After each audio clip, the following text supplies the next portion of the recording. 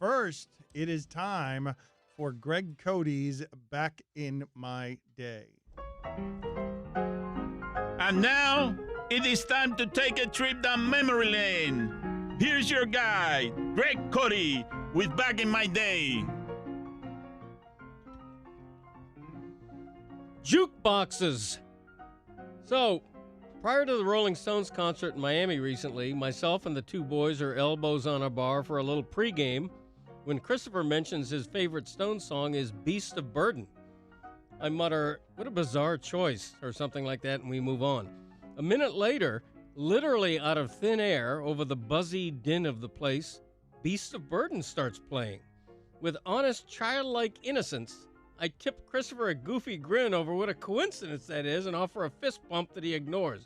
Dad, I just played it on my phone from an app, he says with a look of unhidden disdain.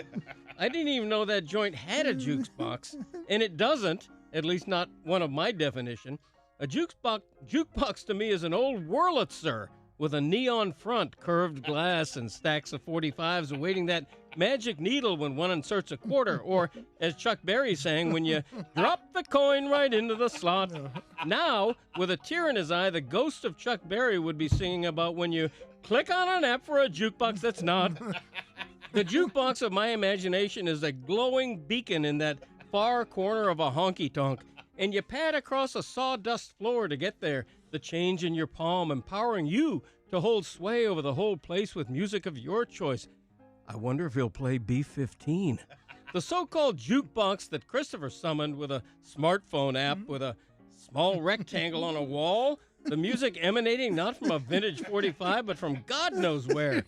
I had not realized before this that the romantic jukebox of my youth, the magic machine that introduced so many millions to music, had joined the sad parade of the past, sacrificed to technology.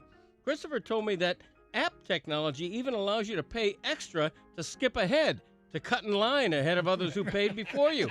A perfect example of how entitled sloth-like millennials don't want to earn. Folks, do like me the next time you want to hear music, but the only choice is one of those fake wall things.